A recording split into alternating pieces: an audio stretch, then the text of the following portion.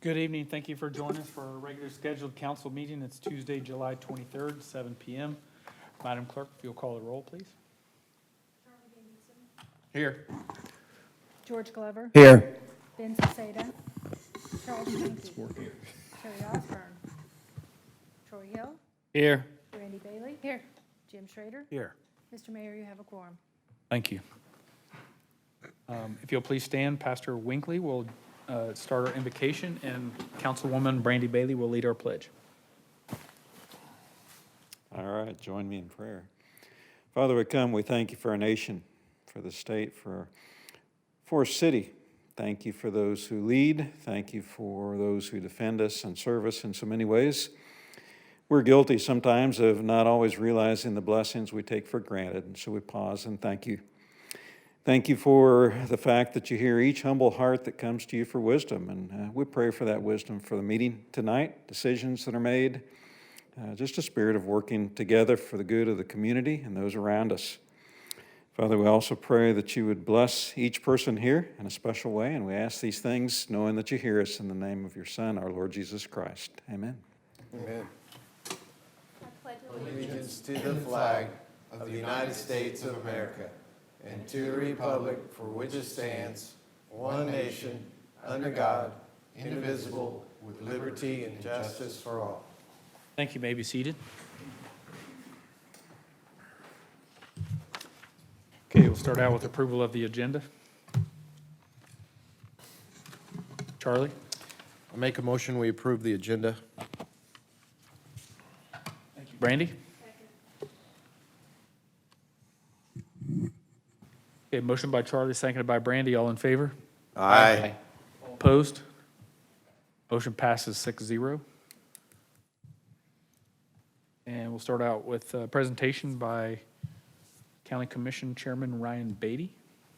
Thank you for being here tonight, Chairman. Mr. Mayor, Council, Manager, and staff, good to be with you as always. I appreciate the opportunity to come and provide a more regular update as to things going on in Sedgwick County and to get some feedback and some insight as to how I can best represent you. For the record, again, I'm Commissioner Ryan Beatty, District 4, so I'm your County Commissioner. And tonight I want to share with you a little bit about the manager's recommended budget that Manager Tom Stoltz presented to the County Commission just 2 short weeks ago.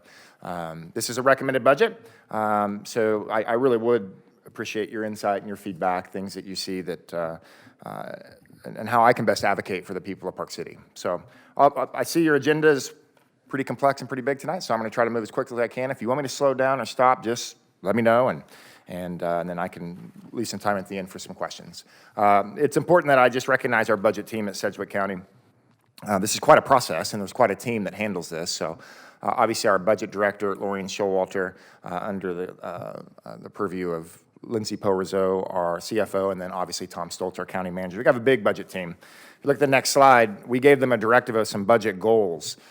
These were the budget goals that we talked about for 2025. The first was to emphasize workforce through compensation, environment, and some supervisory practice. It was staffing stability. This is a conversation I've had frequently, something that I ran on when I first announced I was going to run for county commission. We had lost a third of our paramedics. They were down 112 deputies in the county jail. We're at 62% staffing in 911. The starting wage of a county firefighter was $14.60. We were having significant challenges to perform good government service. So this maintains, again, I'll give an update on all those numbers here shortly, but again, this is a big budget priority, is staffing stability. We also want to refocus on core county services. I have this theory about county government that we should reduce our bandwidth and our limit to empower the 20 cities to do the things that they should do.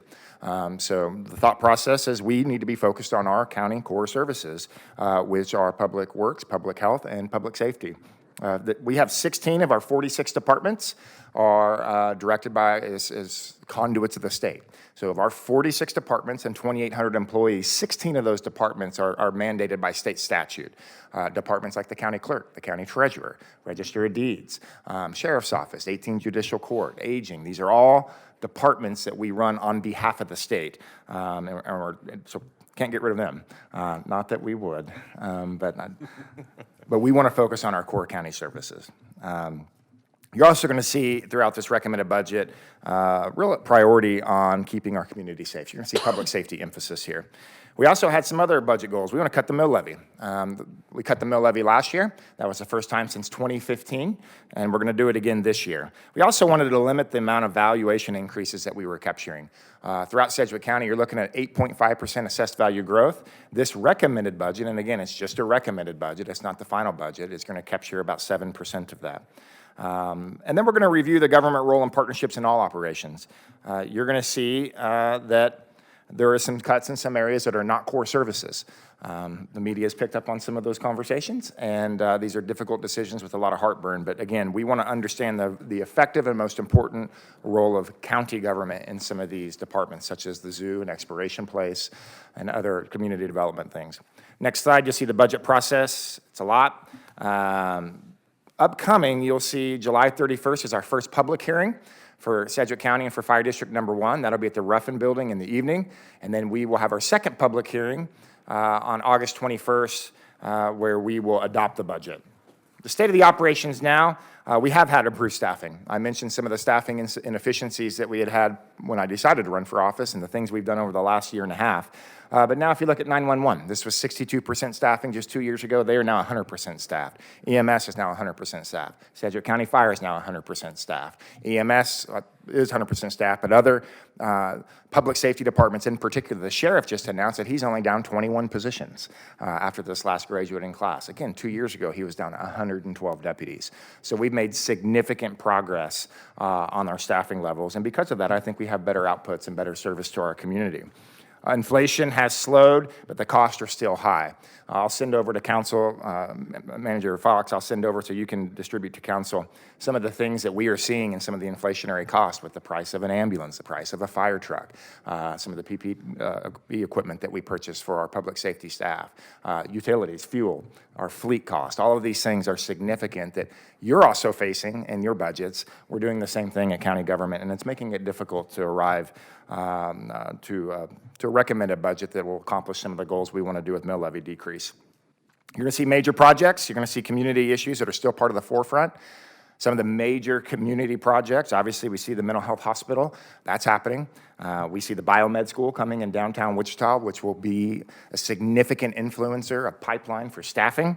We see ComCare crisis expansion for 24/7 emergency response. We see the city of Wichita doing their MAC homelessness project. These are all big community things that are happening. And obviously the big things that are happening up here in Park City. I see a lot of dirt moving right behind you over here, and obviously Champtown and some of the great things happening here. There's a lot of community development things that are happening that are impacting our budget in a positive way. But we also have a $4.9 million forecasted structural imbalance. The bulk of that was due to increases giving to the sheriff's office, 8.7% increase in January of this last year. The idea in this recommended budget, we're not going to try to tackle $4.9 million in year one. We're going to do this over 2 years and use a little fund balance to help flow that so we're not creating too big of disruption and too many cuts, particularly in public safety.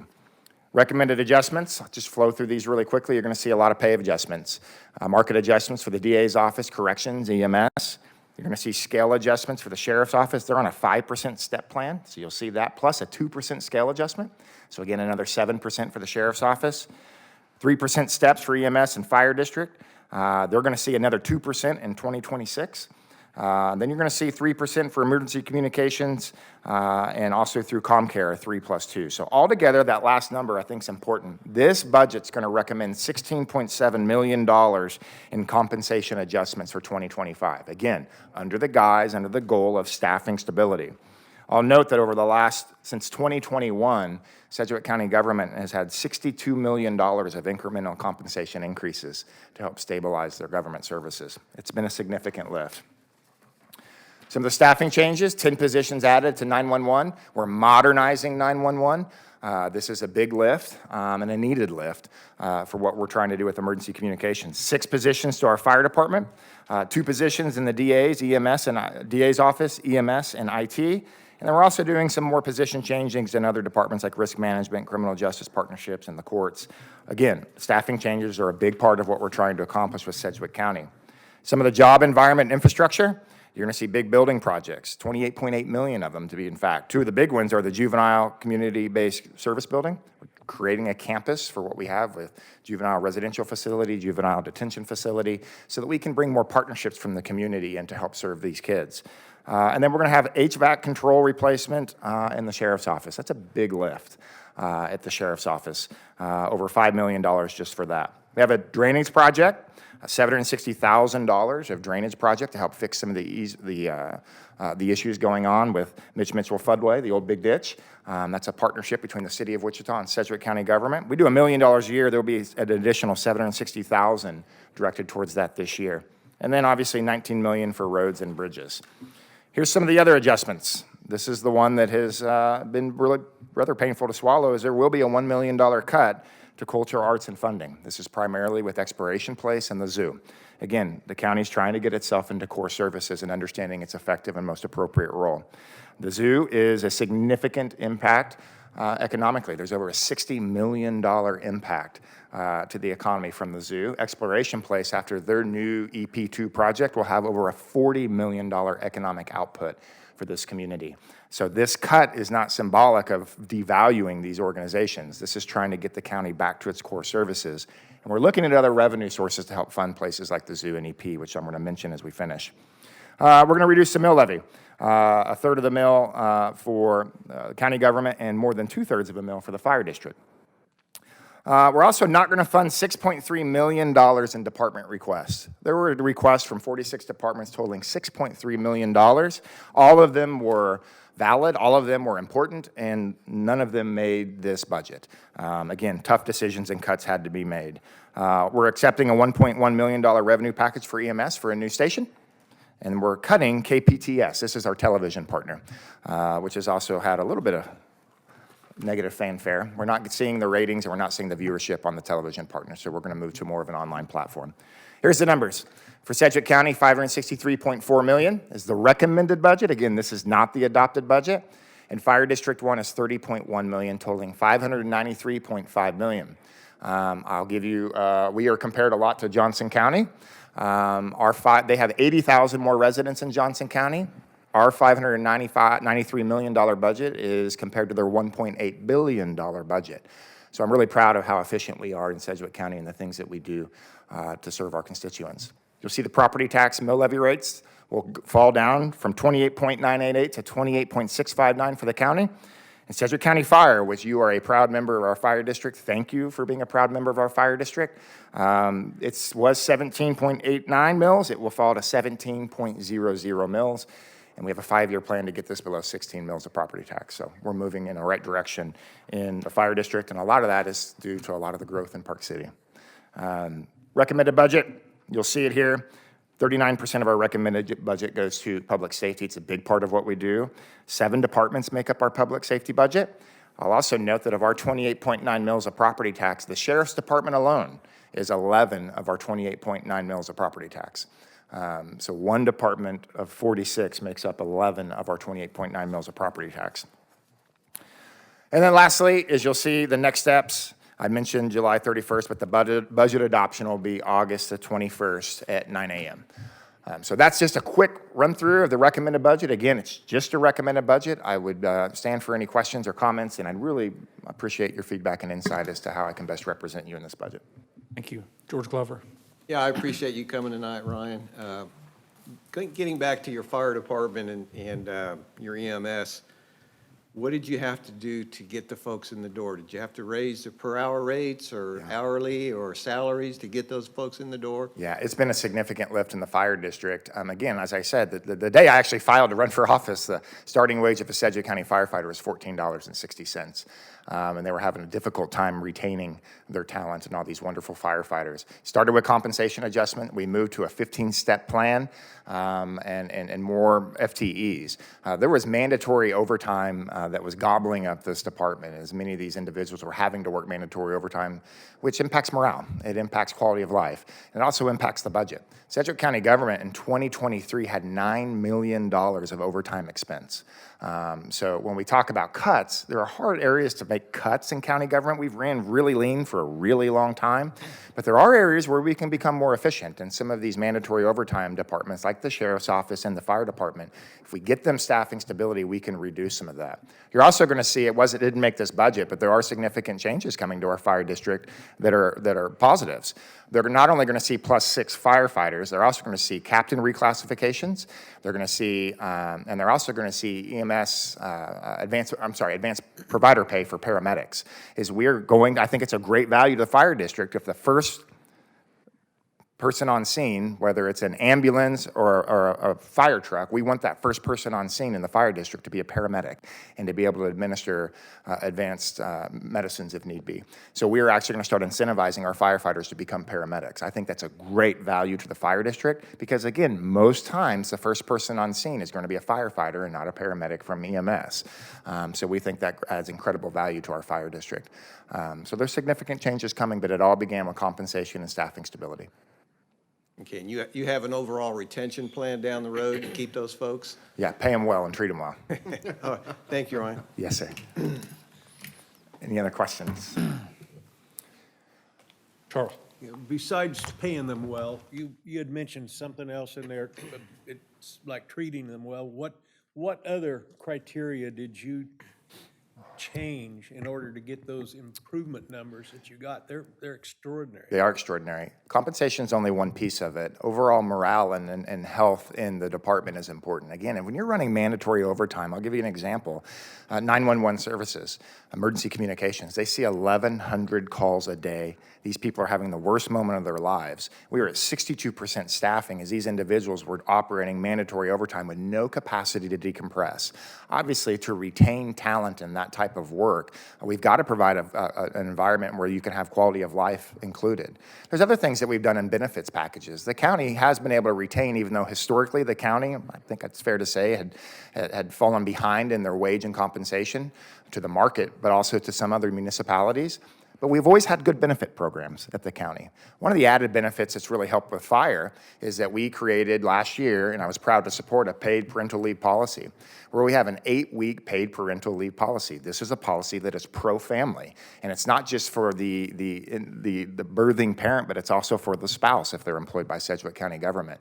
That has been a significant factor of how people view their job at Sedgwick County, but it's also been able to attract and retain some of this talent, particularly for the fire department with many of these mostly men that are in younger ages and they're having families and starting families. So again, benefits matter. But overall, it's about valuing your staff. It's about valuing their quality of life, not only when they're clocked in, but when they're clocked out. And I think we've done a good job with that the last couple of years. Super. Anything else?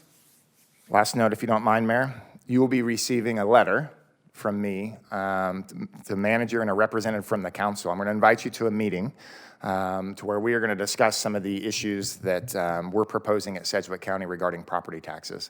I continue to say, and I contend strongly, that the best way to counter the rising cost of government is through more shared services and partnerships. I want the county to be to lead in that effort and to reach out to our 20 cities. We are looking at entertaining a sales tax initiative, a ballot initiative at Sedgwick County government that will offset the roughly $18 million that we spend in things like the zoo and things like Exploration Place and the African American Museum and these other places that we don't deem as core functions but are important to this community. We just don't believe that I don't believe they should be funded through property tax dollars. We're going to try to find an offset to fund parks and rec and museums and things of that sort through sales tax dollars. And I would like to invite the 20 cities into that conversation to see what your parks budgets are and what you're funding through property tax dollars, and to see if we can do this from a county angle to try to get you some property tax offsets. It's just a conversation. It's a suggestion. You may look at me in those meetings and say, we're fine, we'll go our own way, we don't need it, but I think we need to at least start with the conversation and get your insight as to that approach. But I think the county is relatively determined to do something, whether we're going to do it on our own, but we'd like to do it in collaboration with the 20 cities in Sedgwick County. So you'll be getting a letter into this week or early next week inviting you to a meeting to where we're just going to have the conversation and see what we can do together in partnership. Thank you. I appreciate that, and I appreciate your focus on reducing property taxes in the county, because as somebody who has now experienced my third consecutive year of increased, you knew I wasn't going to pass this up. My third consecutive year of increase on my county tax evaluation, where I'm nearly 40% increase in 3 years. and I've appealed every year and got nothing out of it. So Yeah. I would definitely be supportive of any opportunity to. As would I. And we have to be cognizant of that. Obviously, I also need to respond that the county appraiser does not work for the Board of County Commission. He works for the Property Valuation Department of the Kansas Department of Revenue. But we have to be cognizant at all levels of government, all those that represent constituents, is that property taxes, although they are stable and they fund the core services, when they have sharp increases and sharp rises, it disproportionately impacts those that are on fixed income, small business owners. Everyone we could have diminishing returns if property taxes continue to increase. Our budget, Sedgwick County's portion of the property tax bill is only 20 to 25%. So we're also leaning on the cities to do their part to be good stewards over their budget, like you did last year, when last year you reduced your property tax mill levy in Take Two, as an example to the other 20 cities that we're doing the best we can to reduce the property tax levy. And since you mentioned that, we're also going to do another $500,000 this year. And our council is committed to do that, $500,000 a year. Well, I applaud you, and I'm sure your constituents do too. Till we get voted out, we plan to do that. I'll go with you. Thank you very much. Okay, thank you guys, appreciate it.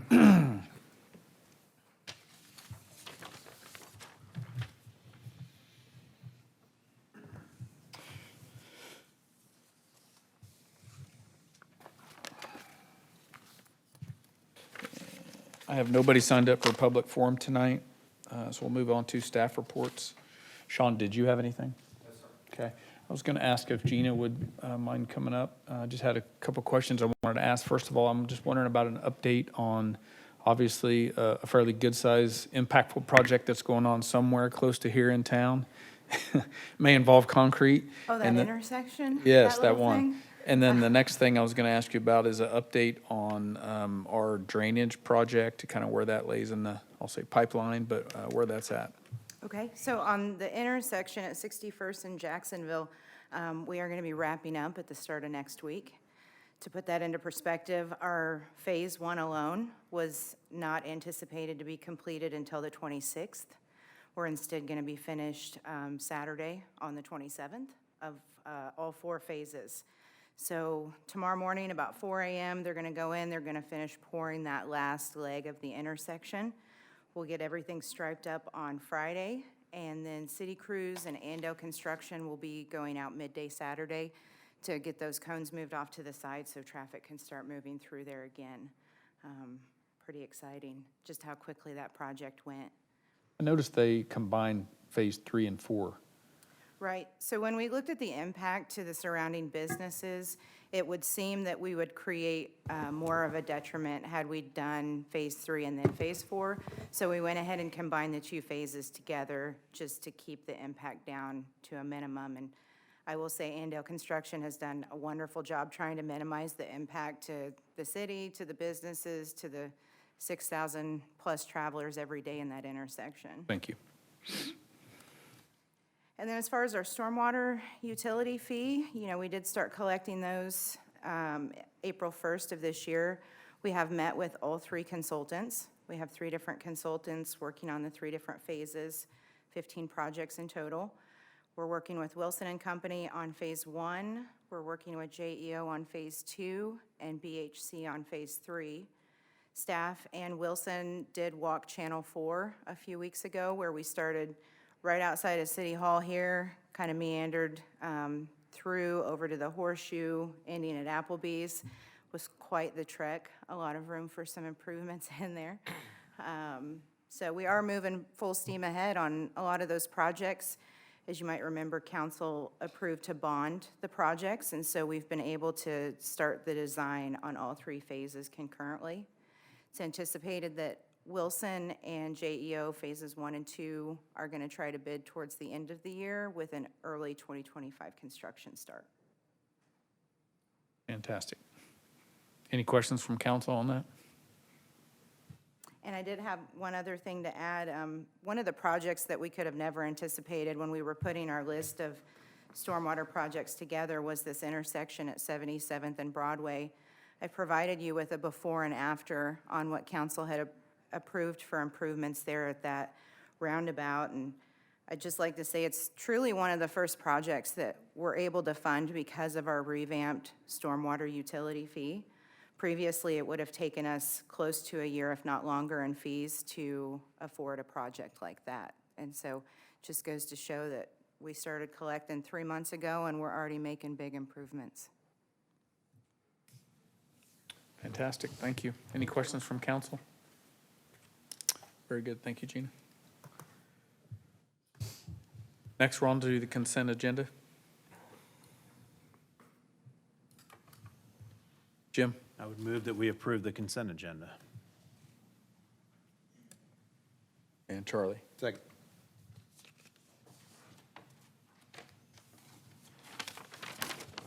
Motion by Jim, seconded by Charlie, all in favor? Aye. Opposed? Motion passes 6-0.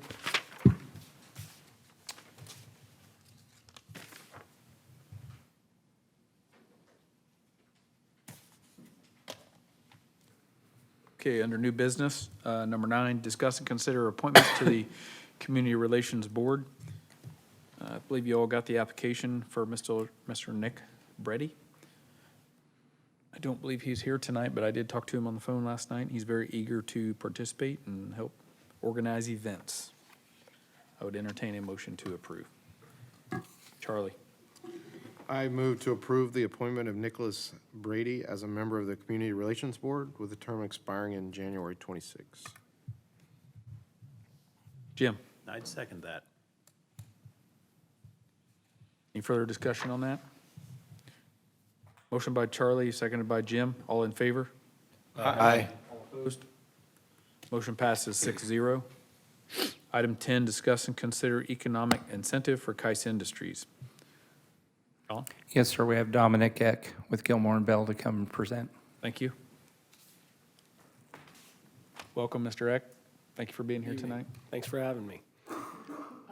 Tonight, we have a public hearing and resolution of intent for industrial revenue bonds of up to $3 million for an expansion to the Kais Industries facility.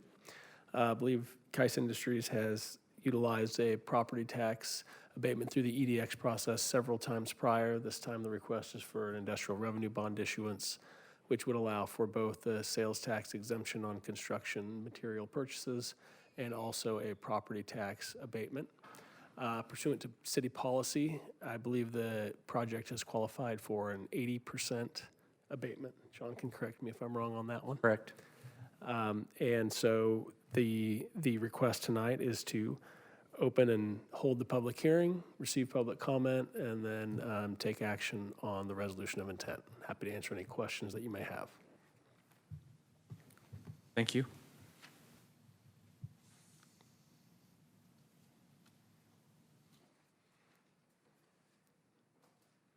Okay, we'll open the public hearing. It is 7:32. Is there anybody here tonight that would like to speak on this matter?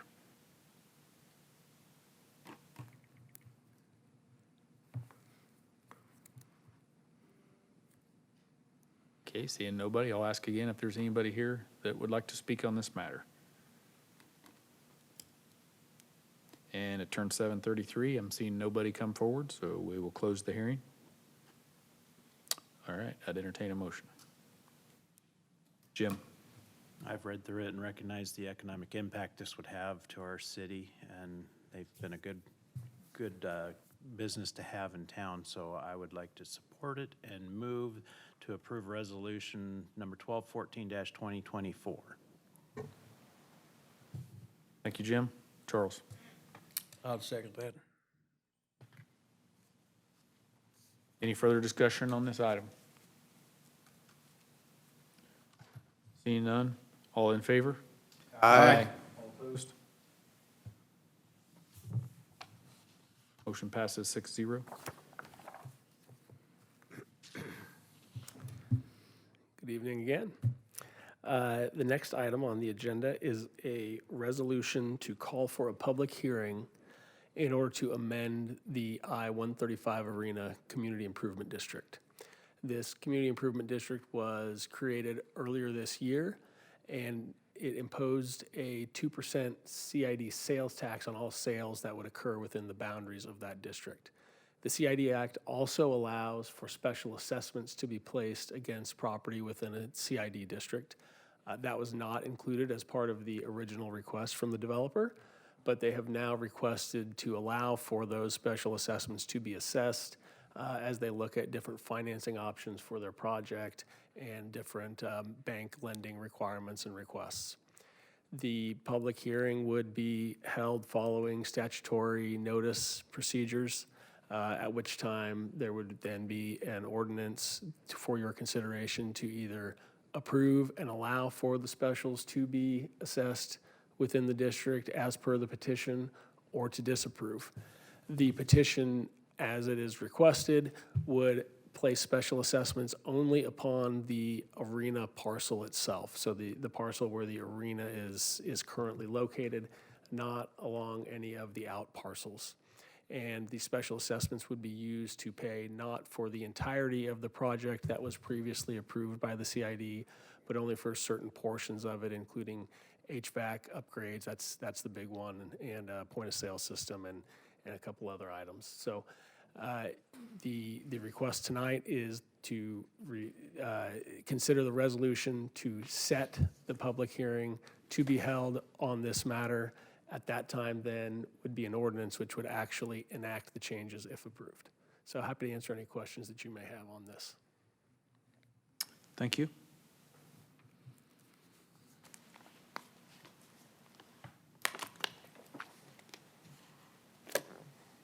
All right. Jim? I don't have any questions, so I would move to approve Resolution 1215-2024. Thank you. Troy? My second.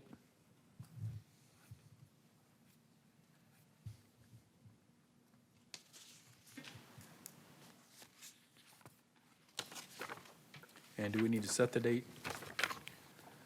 The date is August 27th at 7 o'clock PM here at City Hall. August 27? Yes, sir.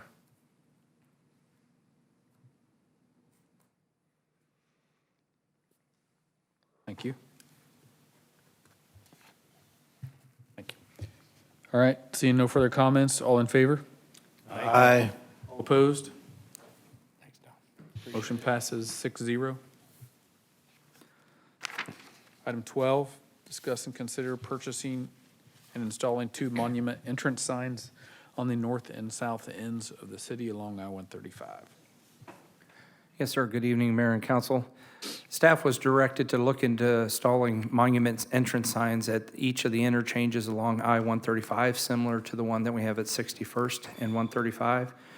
The highway interchanges fall under KDOT's jurisdiction, and then upon discussing the idea with them, they indicated they were not supportive of the concept, noting possible sightline complaints and considerations being raised, similar to the ones that we received over the years regarding our existing sign. The alternative of putting them along the interstate on the north and south ends of the community was recommended, and staff has been working with 2 separate property owners to secure either a donation or purchase or a long-term lease for a small parcel for each sign. Staff has already received notification of donation commitment from the north end and is working with the trust who owns the property on the south end and expects to have that by the end of the month. Given that suitable agreements can be reached for both of the property owners mentioned, attached are renderings and cost estimates for the signs based on the size, the light, and the lighting preference. The large sign shown, I believe we have a couple slides, would measure approximately 16 feet tall and 45 feet wide. The smaller version of it would measure nearly 13 feet tall and 36.5 inches, or 36.5 feet wide. And the cost estimates are provided in the package. There are the costs for those that have illumination on the letters themselves, as well as those that don't have illuminating letters but have rather floodlights in front of the signs itself. One of the challenges, as you note, down at the bottom, there is a solar lighting option. It's rather expensive to go solar, and so we are also investigating at this time, and we're working with Evergy to figure out what would the cost be to run electrical service to that. On the north end, it would be somewhat relatively inexpensive, less than solar option, just because of the development that is occurring north of Saddlebrook in the Briarbrook addition. It's approximately 700 feet from that, where that neighborhood's being put in, installed right now, to where the sign would be located up adjacent to the highway. This is an unbudgeted item. Tonight, we have Dan Waylu and Mike King from the company to come up here and answer any questions that the council may have.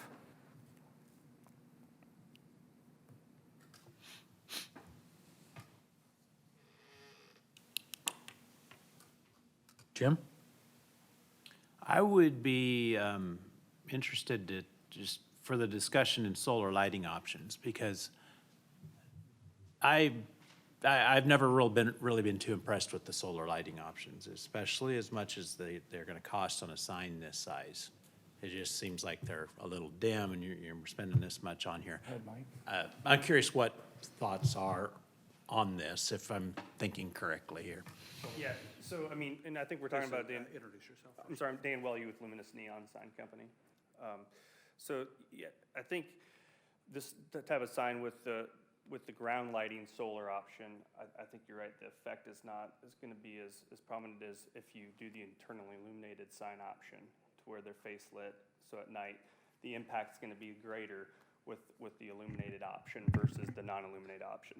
So, because you're looking at two different solar options, both need lighting and both need solar, since there's no electrical out there. So one sign is the sign with internally illuminated letters, which will need a power source, which would be the more expensive solar option to power that sign. If you go with the non-illuminated option, so those letters are non-illuminated, but then to light at night, you'd have to have that ground lighting solar option. So those would be more self-contained units that would be the solar ground lighting. So you're kind of looking at two different. So then, if we have ground lighting, we need to be really cognizant next to residential areas where the excess light noise, for lack of a better word, is going. Sure, because that's going to be shining up onto the sign versus from Out, inside. a Yeah, glowing sign. Exactly. I guess I bring this up, I had thought about this and honestly have a neighbor that's works in lighting, and he had really good points. So I think maybe for our discussion, keep that in mind, that, you know, if you're gonna do this, we may wanna do it right, and that's why. Thank you. Charlie? Yeah, just so I can wrap my brain around it, you're talking about 135 and 85th, so would the sign basically sit at the off-ramp? Is that the idea? The two proposed locations on the north side of the community is right around the 85th and 135 interchange, probably north of Saddlebrook, if you figure due east of Briarbrook.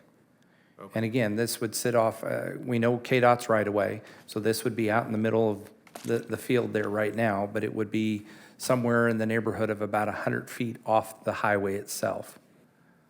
Okay, So. okay.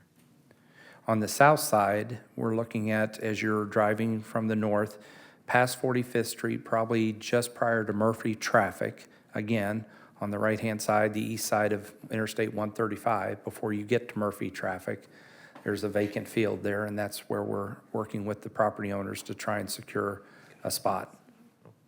I think it'd be easily seen in both spots, don't you Yes, think? sir, Yeah. that's the reason why we chose them is, Okay. I know that the city limits extend all the way up to 101st Street and everything, but it may be several years before development gets that far out. Sure. Whereas there is development already at 85th Street with NIAR and the two housing neighborhoods, and that's where you really feel like you're already coming into Park City as an entrance sign. The same way coming from the north along the highway prior to Murphy Tractor is, that's pretty much about where the city starts, and you would expect an entrance sign. Okay, thank you. Yes, sir. Brandy? Well, I'm excited that we're looking at signs for the entries into the city. That's been needed for a long time, so I'm glad we're here. I like the large letters. I like that, and I like the illuminated. I don't like the spotlight option at all. But my only issue is, and it's not with you guys at all, is there a picture to put up there? Matt, if you could, I believe, there you go. My only issue is we've, just like when we talked about when we did the water towers, about changing the colors back to what our new colors are for the city.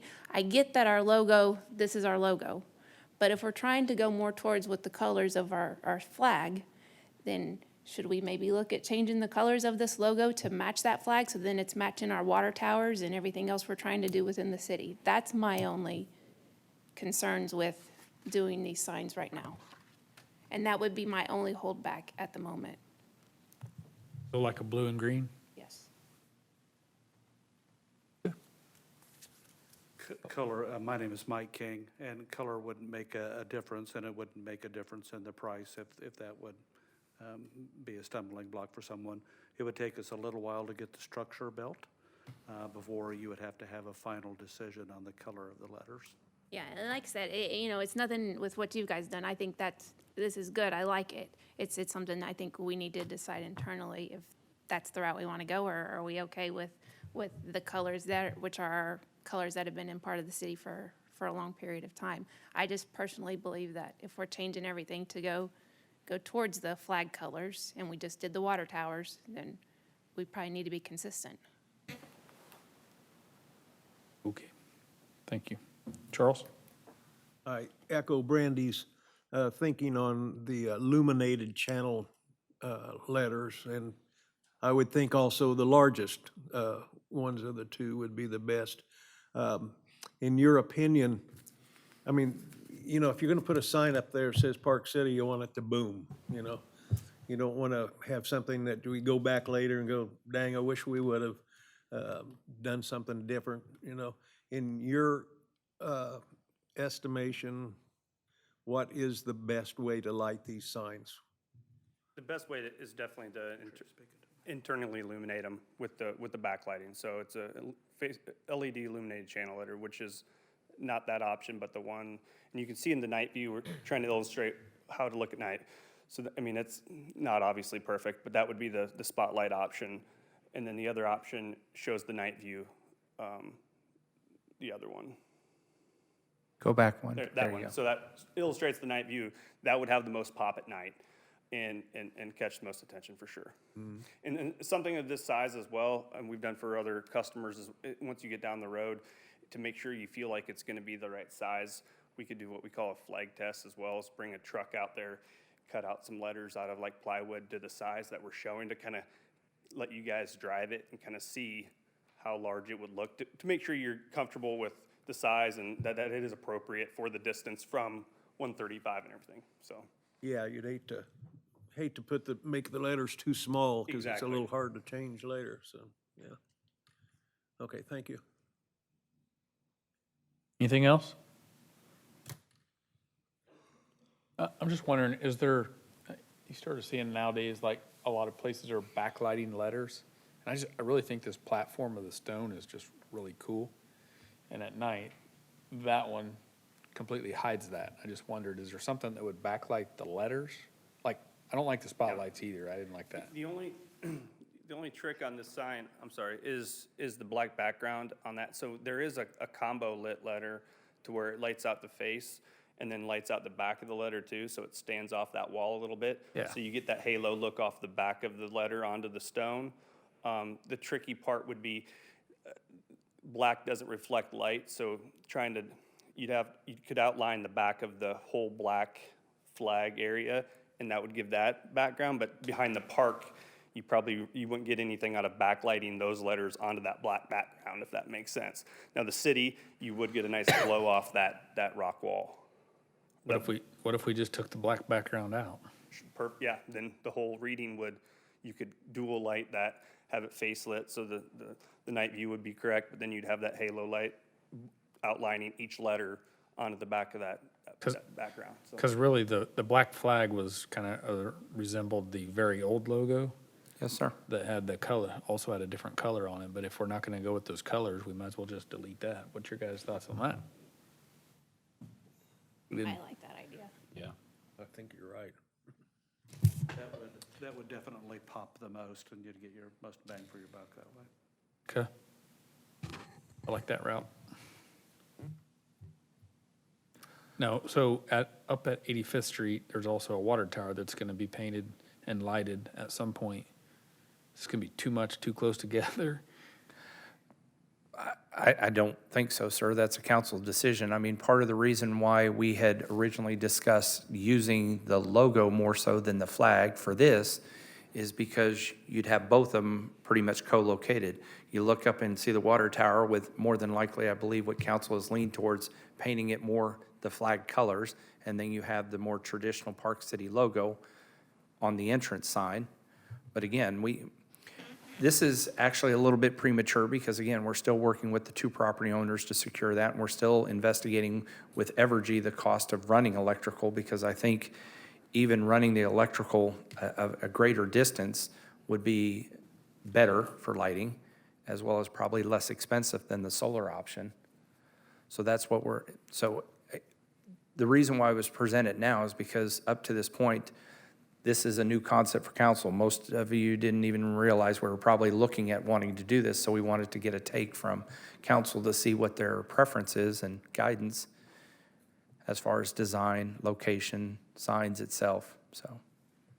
And Dan, correct me if I'm wrong here, but if they went with those lighted channel letters, then there would be very limited light pollution going off of this then as well. Correct. Yep. Great. Okay. So we can bring this back if color options, We like the larger version with the channel lighting, yes, sir? electricity, backlit. Agreed. Yes, sir. Blue and green letters. Okay, thank you. Anything else? You don't need a motion or decision tonight? No, We'll sir. be back. No, sir, we'll bring it back. Great. Good. Thank you. I appreciate it. Thanks. Thank you.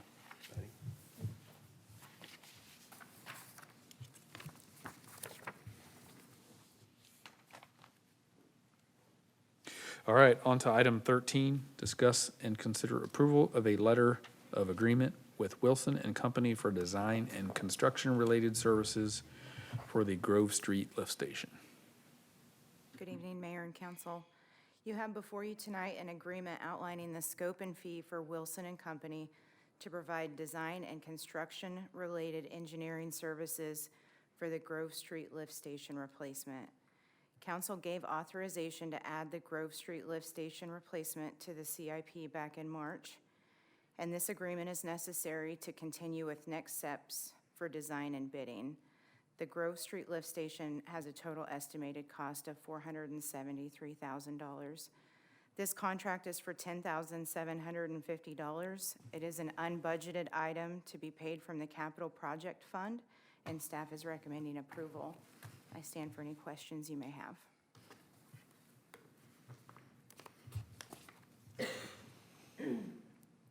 We know how old that lift station is? I do not off the top of my head.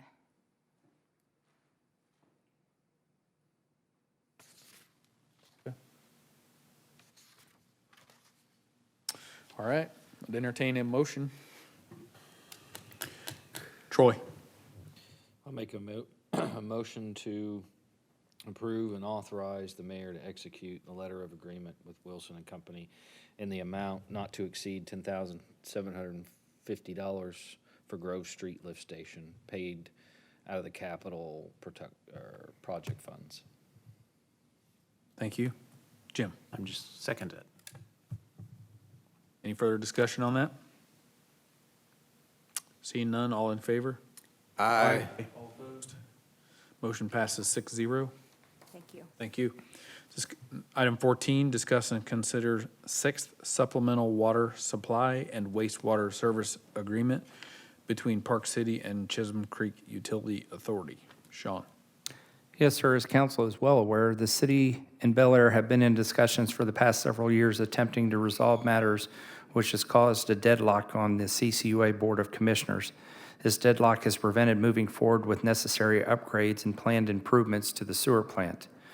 Bel Air believes that the current cost-sharing agreement for water supplied to both city and sewage treated for both cities is outdated.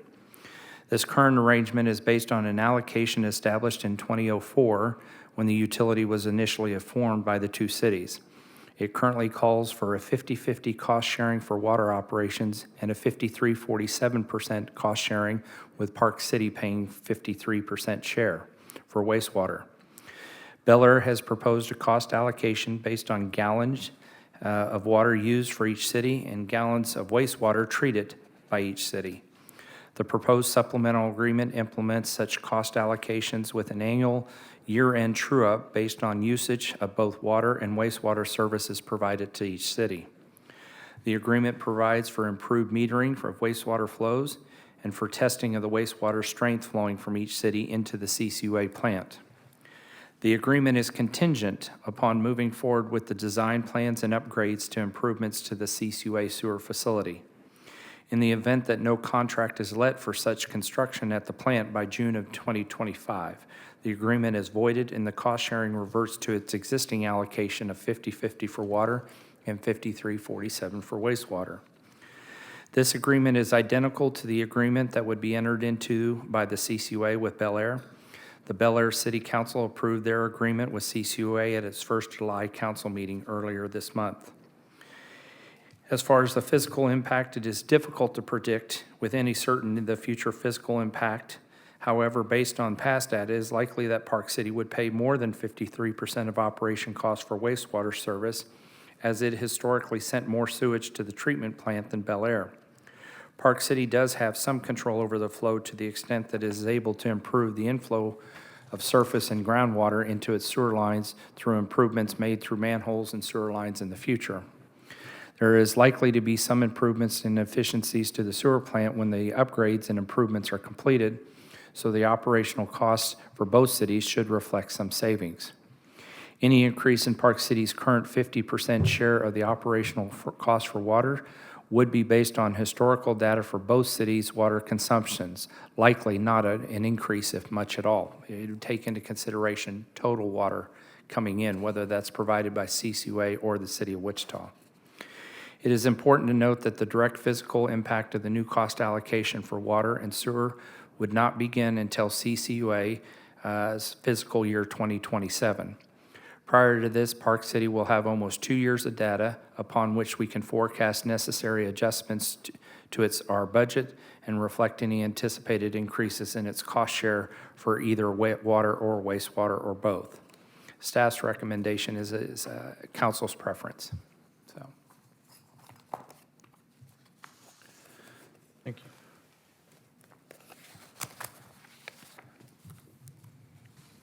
Council?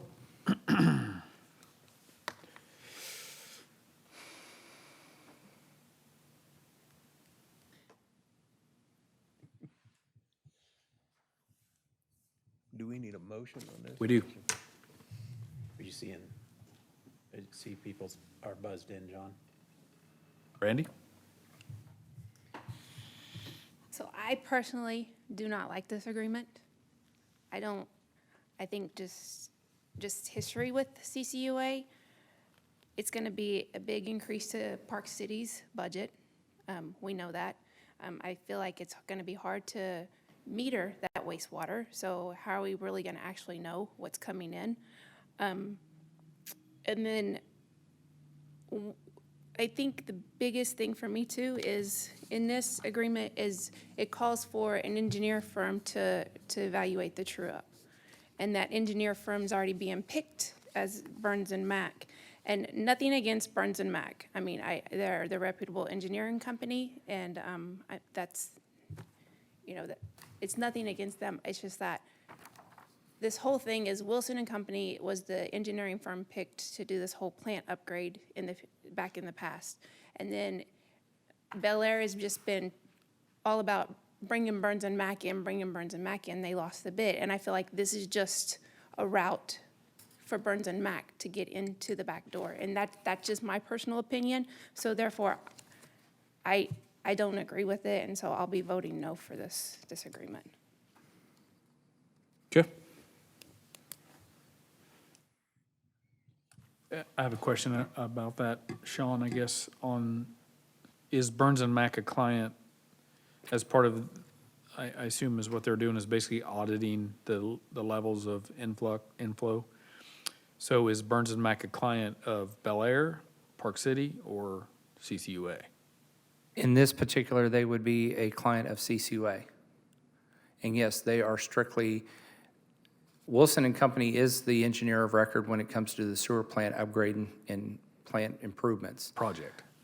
The project itself. Burns and Mac is the one that has been envisioned predicated on industry standards, qualified formulas. They would be the ones that would be administering the true-up. So it's a math calculation as far as how the true-up would be conducted. That does not mean that Burns and Mac is the only engineering company that could do that, because again, it's a nationwide standard for utilities, how this could be, how it is being set up to be measured. Okay, thank you. Charles? Okay, if the things that you mentioned, Brandy, were changed, you know, is there anything else on this contract that you would disagree with? Is the large sum of the contract okay? It's just the few things that you mentioned that you're, For the most part, the contract is okay. It's just gonna be a big increase to Park City, and I just have issues with that. And then like I said, I think my biggest heartburn is that it's Burns and Mac specifically listed in here as being the person who's gonna be the doing that oversight of doing the true-up. That's my biggest heartburn, just because, like I said, to me, it's the way of getting Burns and Mac into the back door as to coming into CCUA. And I know they weren't selected as the project, but it's been, the Bel Air side has wanted Burns and Mac to be, I guess, working with Wilson to give suggestions, but they weren't even selected. So like I said, it's just, to me, it's just their way of getting Burns and Mac into the back door, and I don't agree with that. well, if that part was eliminated, then would you agree with the rest of the body of the contract? I mean, other than the fact that, yeah, it's most likely gonna cost us more money, but it'll be, what, 2 years down the road, I think, before the first true-up would actually happen, which doesn't make it any cheaper, but yeah, we may end up paying more. But is there another answer to that other than the one that they've put into the contract? I mean, I'm not a part of those conversations, so I don't know. Is there another answer? Have they looked at another engineering firm? I don't know. So why was Burns, and my question is why was Burns selected as Burns and Mac? Why didn't we go with Wilson? I mean, it's neither here nor there as to why we did what, but that's just where my heartburn is selecting the Burns and Mac in here. And like I said, it's nothing to do with Burns and Mac. I understand they're reputable, but we selected Wilson as the project engineer, so how come we're not just going with Wilson to take care of doing everything? Is that a possible change? I don't want to speculate whether it's a possible change. Anything's possible because it's a contract that's being negotiated on. Yes, the city of Bel Air has already approved those, but this is a contract not between us and Bel Air. This is a contract between us and CCUA.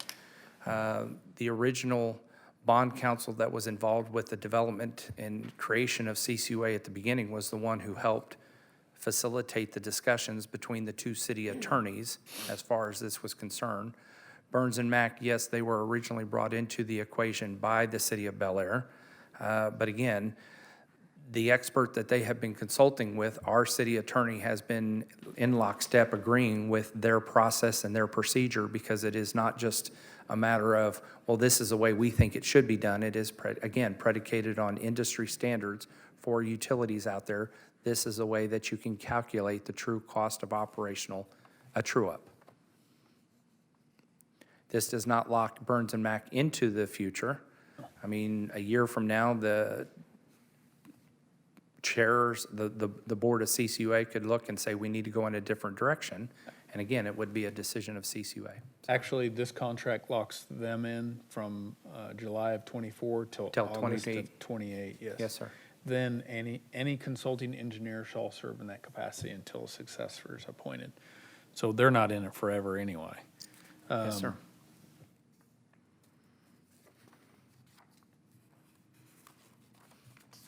And I gotta say, I mean, I want us to get the best possible deal we can possibly get for our city, but also, I wanna pay our fair share too. So at the same time, if our increases are going up because we're using more, I'm okay with that. But if it's cheating us or robbing us, I'm not okay with that, but, does this contract have an expiration date on it? Trying to flip through and see. Terminate, let's see.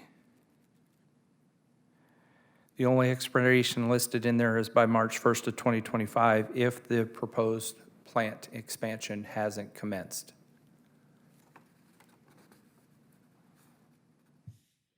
They misspelled my name too, by the way. I didn't have anything to do with this contract, sir, so. Where did you just read that off of, that part you It just is said? on page 105 of your book, section 1.16, termination. The sixth supplemental agreement shall terminate March 1st, 2025, if by that date, the seller's wastewater treatment plant expansion proposed as of the date of this sixth supplement has not been designed in compliance with KDHE regulations, and a construction contract for the plant has not been entered into by the seller. So if the sewer plant expansion doesn't go through, then it doesn't. And as far as the data, that has been part of the problem between the two rifts, or with the rift between the two cities over the past 4 or 5 years, is everybody is operating on speculation of what we actually use, what we don't use, who's contributing more to it. The focus of this, and CCUA is already taking this on board, is to install meters on every line that's going into the plant itself. They have already approved to go out for bid for those meters, so that way we have 3, I know Park City has 3 trunk lines that go into the sewer facility itself, Bel Air has 2, so they will all be consistent, what I've been told, all consistent meters that would be able to provide us data. They also have testing ports to where samples can be taken from each of those locations to not only determine the number of gallons that are going through the pipe, but actually the strength or the influent. Yeah. And Doug's stance on this was, he recommended approval? Yes, sir. Jim? Well, I think it ought to be this ought to be said, is, you know, this is a contract that didn't need to be renegotiated. We had an agreement. Our partner held us hostage on plant upgrades. Kind of feels a little bit like dirty politics. I mean, that delay has cost us hundreds of thousands of dollars. Millions. If not millions.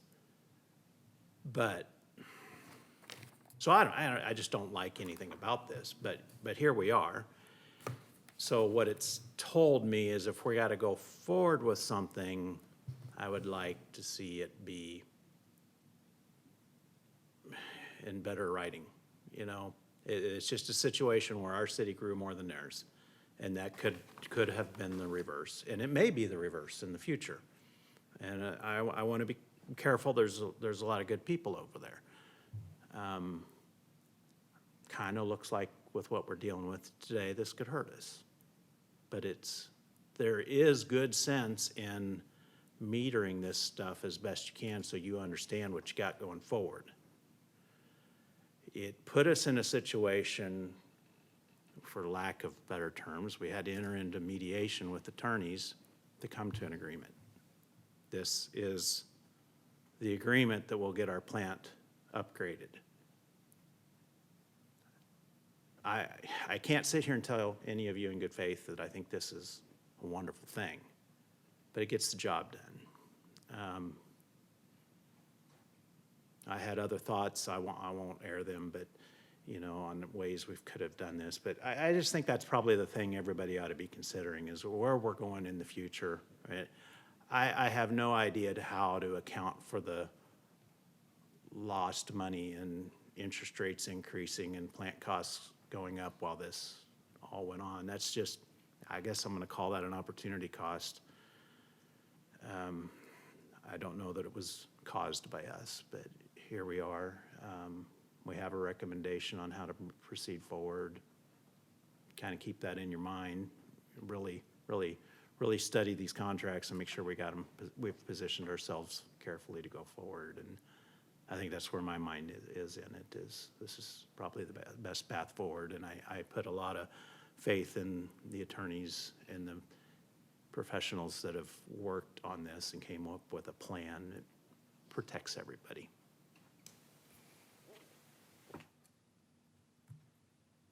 Charles? Okay, I totally agree and see what you're actually saying. We lost a lot of money, in the past on this thing, which will never be regained. Yeah. But if we don't get this thing taken care of, we're gonna lose a lot more money in the future. And so whether we like the contract or not, it's a contract that'll get this thing done. And it'll end up giving us probably more cost on our share, but it will probably be legitimately placed on us, In the foreseeable future, this could Yeah. change. We may not be the big user. That's true. 2 years from 5 now, it may years be from a whole different story. Yeah, and this should quantify for that, I believe. I'd go ahead and make a motion to accept the contract.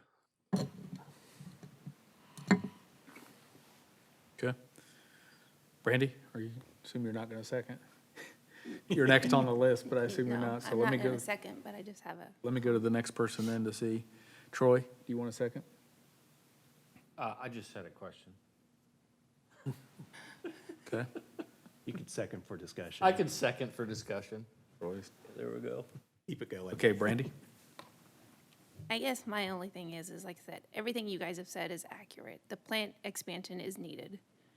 Park City needs to pay their fair share. I just don't like the way that this was done.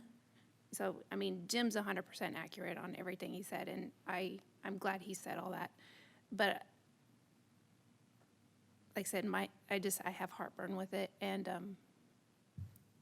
I do think that if you're gonna approve this contract, you need to have a new date in there that's going to, where you reevaluate this on a periodic basis, so that way it's just not 100% in place going forward. And then 12 years down the line, when there's new members of CCUA, new councils, they're in the same position that we're in right now. It does have an expiration date though, right? Only if we don't. March. Only if we don't do was it June of 2025, if we don't have the construction ready to go? That's the only expiration date in there. There's not an expiration date to reevaluate the contract. Or a date in there to reevaluate the contract going forward. Okay. The other thing I'd point out too is the point in section 1.10 on the consulting engineer being Burns and Mack, as we discussed. Theirs is effective from, as I said, now until August 1st of 28, but really, we don't even start paying on that until 27, right? That is correct. So effectively, they're a 1 year. The meters should be installed, I'm not going to say possibly by the end of this year, but we will have more than likely all of year 2025 and 2026 data before the true-up is completed, and it will impact the 2027 budget going forward.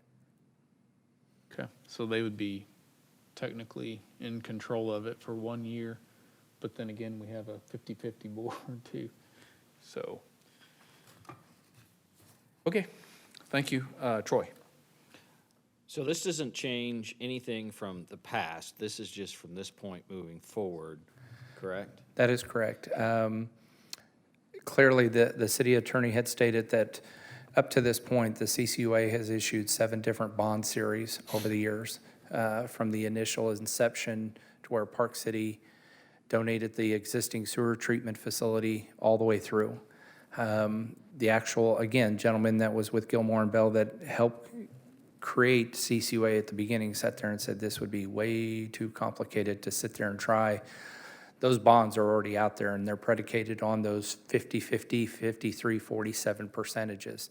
And they do not see that being changed at all. That would be too problematic, that the bonds were issued under that premise, so they need to remain under that premise. So that's what's going to remain in place. So that way, when CCUA presents their budget on an annual basis, we would plan to pay that 53 and 50% respectively. Now, we have also discussed that we will take a look at it when we start getting data and realizing, okay, how much of the situation is ours, and if we see that we would create a shortfall at the end of the year by a true-up being completed, then we would probably recommend in the budget to be very conservative and overestimate that to make certain that at year's end, we don't get caught owing a bill along that line. So, but it does not change the past. It is strictly going forward, and only after the sewer plant is approved, the design to come into compliance with KDHE, which we're not with right now, and actually start the construction project. Okay, thank you. Yes, sir. Jim? One final thought. Just our bond counsel has left, but if we talk about putting an expiration date in it, which on the surface makes a lot of sense to me, but does that not having the CCUA's clients committing to something long-term affect their ability to finance projects with bonding? You know, that would, to me, that seems like sunsetting that would have some potential effect on cash flow, uncertainties in cash flows, which would repay bonds and could have an indirect. It's just a question I think we ought to have an answer to. I don't know that it would have uncertainties when it comes to financial commitments, because the bonds will be what the bonds. And the bonds, as I said, because there's already 7 series out there that have been over the years, that structure will remain in place. The 50-50 when it comes to water, and in this particular case for the sewer, 53-47. That's the way it will be set up. That's the way we will go ahead and pay. That is completely separate of this agreement. So I don't believe that it would have a financial impact. My concern about putting in a termination date on this contract is, so if we say it terminates in 2032, okay, it terminates in 2032, what are we going to go back to then? We still have a 3-3. That's not being changed. The bylaws to CCUA are not being changed. So we will still have a 50-50 board, 3-3 board, and we may be in the exact same situation again to where we're at a deadlock. I don't ever see a way for us to get beyond that, because that's the way that was originally, unless CCUA takes on another client, or there's some amendment to the bylaws of how to. We did get forced into this situation. No ifs, ands, or buts. I believe wholeheartedly you're correct in that statement. But we did it because of the fact we're locked into a 100% perfectly equal union with Bel Air, 50-50. Nobody ever has the upper hand. So if one doesn't concur with the other, you're going to be in a deadlock.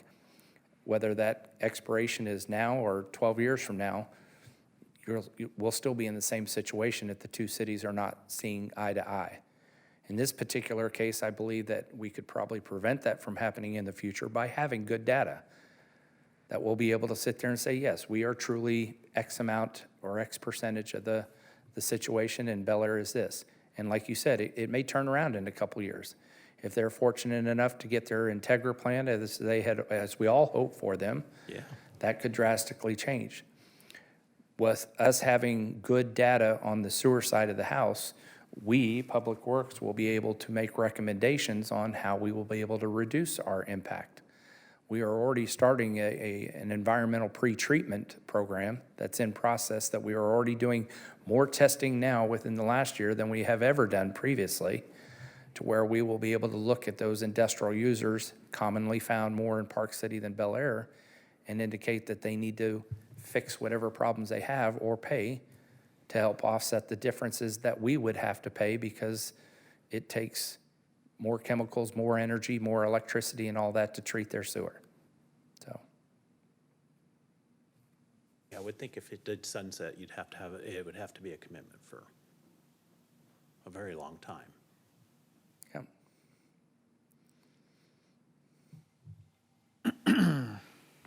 Okay. Well, we had a motion by Charles and seconded by Troy. Being no further discussion on this item, so all in favor, say aye. Aye. All opposed, raise your hand. Okay, motion passes 5-1. On to item 15, discuss and consider approval of delinquent recycling and trash accounts and setting a public hearing date. Thank you, Mayor and Council. KSA 65-3410 allows cities to assess delinquent recycling and trash fees to properties, excluding any unpaid amounts that have been billed within the last 60 days. A list of the proposed amounts to be assessed to properties is included in your packet. The statute requires holding a public hearing to hear any objections or protests. Letters will also be mailed to the property owners at least 10 days prior to the hearing date to notify them of the date, time, and place of the hearing. Staff recommends holding the hearing at the next regularly scheduled council meeting on August 13th, 2024 at 7 p.m. in order to meet the county's August 25th deadline for assessments. After the hearing, council will then be asked to consider a resolution to approve the report of delinquent fees to be assessed against the properties. Staff does recommend approval of this. Thank you. Do I have a motion? Jim? I'd move to approve the list of delinquent recycling and trash accounts and establish August 13th, 2024 at 7 p.m. to meet for the purpose of hearing any objections or protests to the respective assessments. Thank you, Charlie. Second. Motion by Jim, seconded by Charlie. Not seeing any further discussion. All in favor? Aye. All opposed? Motion passes 6-0. On to item 16, discuss and consider approval of delinquent stormwater accounts and setting the public hearing date. Resolution number 990, 2018, adopted by the council in April of 2018 to establish stormwater fees, provides authorization to assess delinquent stormwater fees to properties. Unpaid amounts that have been billed in the last 60 days have been excluded. A list of the proposed amounts to be assessed to properties is included in your packet. A public hearing must be held to hear any objections or protests, and letters will also be mailed to property owners at least 10 days prior to the hearing date to notify them of the date, time, and place of the hearing. Staff recommends holding the hearing at the next regularly scheduled council meeting on August 13th, 2024 at 7 p.m. in order to meet the county's August 25th deadline for assessments. After the hearing, council will then be asked to consider a resolution to approve the report of delinquent fees to be assessed against the properties. Staff recommends approval. Thank you, Dana. Do I have a motion? Charlie? I'll move to approve the delinquent stormwater accounts established August 13th, 2024 at 7 p.m. to meet for the purpose of hearing any objections or protests to the respective assessments. Thank you, Troy. I second. Okay. Motion by Charlie, seconded by Troy. Not seeing any further discussion on this. I'll call the vote. All in favor? Aye. All opposed? Motion passes 6-0. On to item 17, executive session, preliminary discussions related to the acquisition of real property located within the city. Don, how much time do we need? 15 minutes, and who do you want to include? The city administrator, assistant city administrator, and council and staff, mayor. Doug normally takes care of that stuff, so. Brandy? I move to go to executive session for 15 minutes to include the city administrator and the assistant administrator And the governing body. and the governing body. Thank you. Jim? Second that. Okay. Motion by Brandy, seconded by Jim, for a 15-minute executive session with said people. All in favor? Aye. Motion passes 6-0. It's 8:24.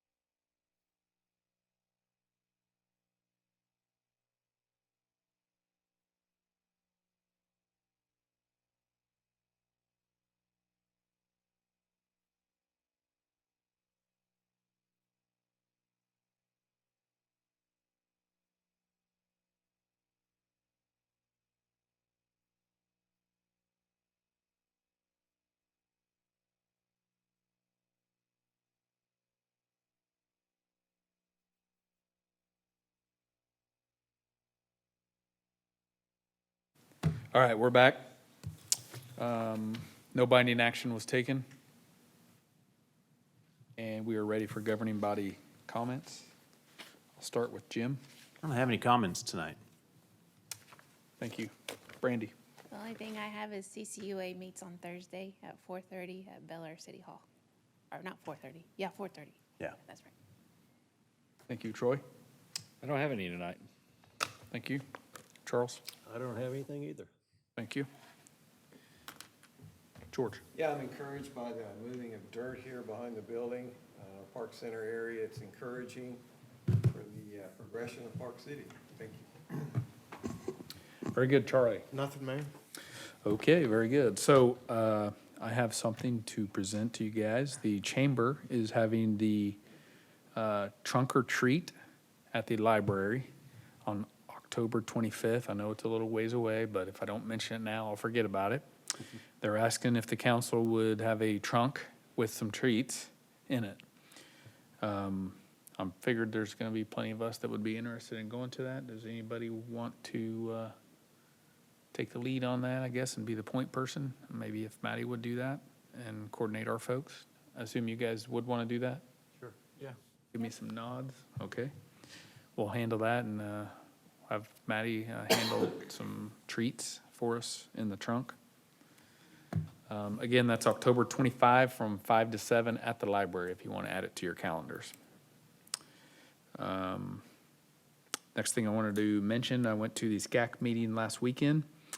The SCAC made an appointment to the 911 Emergency Advisory Board, and we received a presentation from the Greater Wichita Partnership, whose mission is to drive economic development in the Wichita region. Then we're coming up on election week, and the election commissioner was actually there and wanted to remind that residents need to check their polling site because numerous ones have changed. And the polling site additions were actually made to improve wait times at the sites. And we can have staff actually post on social media the website. I believe it's myvoteinfo.voteks.org, where you can actually look up where your voting site is. I know in Park City, we have here at City Hall, and then we have the church at 53rd and 135. I'm blank on the name of it right now. Word of Life. Word of Life, thank you. And that's it from that. Next, I just wanted to point out the commissioner that was here tonight that talked says Sedgwick County is looking to do a 1 mil reduction in the tax levy for the county. And our council is also committed to reducing a $0.5 mil on the city taxes. So pretty excited for that. There's very few governing bodies that are doing that these days. So thanks to each of you for your commitment in doing that, because unfortunately the valuations keep going up. So a lot of folks think we raise their taxes, but when in fact we are lowering the tax rate for the city. So thank you for that.